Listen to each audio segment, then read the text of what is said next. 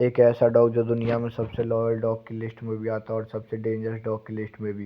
Pitbull एक ऐसा dog जो शुरू से खतरनाक नहीं था लेकिन उसे खतरनाक बना दिया गया।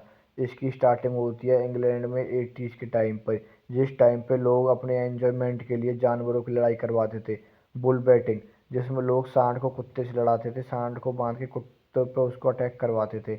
लेकिन गाइज ये सरकार ने इसको देखते हुए गैर कानूनी मानते हुए इसको बंद कर दिया, लेकिन लोगों ने फिर भी अपने एंजॉयमेंट के लिए ये काम बंद नहीं करा। उन्होंने बुल बैटिंग तो बंद कर दी, लेकिन उन्होंने कुत्तों को लड़ाना बंद नहीं करा। वो आपस में दो कुत्तों को लेकर आपस में लड़ाते थे और उसमें हमारे सामने एक नस्ल निकल के आती है जो कि दो नस्लों से मिलकर बनी है, बुलडॉग और प्लस में बुल टेरियर से बना है पिटबुल। ये कोई नेचुरली एग्जिस्टिंग नस्ल नहीं है, ये बनाई गई है।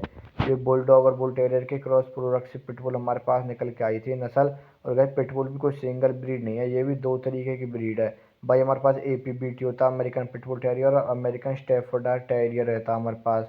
तो गाइस पिटबुल भी दो तरीके की ब्रीड है, मैंने आपको बता दिया। लेकिन गाइस ये इतनी खतरनाक क्यों और ये बैन क्यों हो गई, इसमें इतना एग्रेशन कैसे आया, इसका जवाब भी मैं आपको देता हूँ। गाइस पिटबुल शुरू से एग्रेसिव नहीं था, ये बना है बुलडॉग और बुल टेरियर से, जो कि बुल टेरियर में बहुत ज़्यादा स्पीड होती थी, बहुत ज़्यादा फुर्तीला था, और बुलडॉग बहुत ही ज़्यादा पावरफुल था। उसमें इसमें पावर और स्पीड दोनों आ गए, जिससे गाइस ये बहुत ही एक ब्लास्टिंग बीस्ट नस्ल बन गई है पिटबुल। पिटबुल एक इतनी बीस्ट नस्ल हो गई है आज के टाइम पे, इसका ऑरा ना एक अलग ही लेवल पे है गाइस। सभी डॉग ब्रीड एक तरफ और पिटबुल एक तरफ।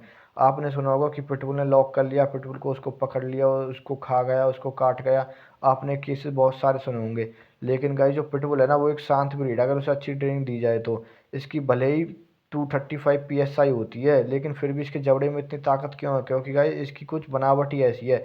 जिन ब्रीडों से मिलकर बनाया ना उनका जॉ कुछ इस टाइप का था कि ये ना आपस में किसी चीज़ को एक बार पकड़ ले तो इनके लॉक ना जॉ लॉक हो जाते हैं, फिर इसको छोड़ते नहीं है। इसमें एक अलग ही एटीट्यूड होता है इस ब्रीड में। अगर इस ब्रीड को अच्छी ट्रेनिंग ना दी जाए ना तो ये बहुत ज़्यादा खतरनाक हो सकती है।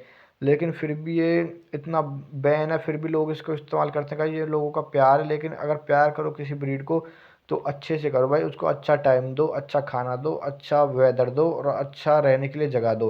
गाइस पिटबुल इतना खतरनाक इसलिए हो गया क्योंकि इसने बहुत सारे लोगों पे अटैक किया। जितने भी अब तक दुनिया में केसेस आए हैं डॉग अटैक के, उसमें सबसे ज़्यादा केसेस पिटबुल के आए हैं रिसेंटली, क्योंकि पिटबुल सबसे ज़्यादा अटैक करता है लोगों पे। लोगों ने इसे फाइट करा करा के इतना एग्रेशन इसके ब्लड में बना दिया है कि ये लोगों पे बहुत जल्दी अटैक कर देता है, दूसरे डॉग पे बहुत जल्दी एग्रेसिव हो जाता है। इसके ब्लड में जेनेटिकली लोगों ने इतना एग्रेशन भर दिया है, अगर हम इसे कंट्रोल नहीं करें तो ये बहुत ज़्यादा खतरनाक ब्रीड हो जाएगी। इसलिए बहुत से देशों में इसको बैन किया गया है, जैसे यूएस और यूरोप के कई रीजन्स में इसको बैन है, और हमारे इंडिया में भी कहीं इसको बैन कर दिया गया है।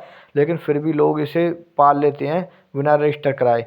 गाइस ये गैर कानूनी है और इसके लिए हमें कोई ना कोई गवर्नमेंट पनिशमेंट भी दे सकती है। गाइस पिटबुल को अगर हम ऐसे ही रखेंगे ना तो ये एक टाइम पे इतना खतरनाक होगा कि ये अगर हमने इसको खुला छोड़ दिया ना तो ये किसी को भी काट लेगा। लेकिन इससे बचाने के लिए हमें एक काम करना पड़ेगा, हमें अपने डॉग को अच्छी ट्रेनिंग देनी पड़ेगी, अच्छे माहौल में रखना पड़ेगा, जिससे बिल्कुल सीधा बन जाए। गाइस अगर इसे अच्छी ट्रेनिंग मिले ना तो इससे सीधा डॉग दुनिया में कोई नहीं है, सबसे लॉयल ब्रीड भी हो सकती है। गाइस आपके पास पिटबुल है या नहीं, कमेंट में करके बताओ।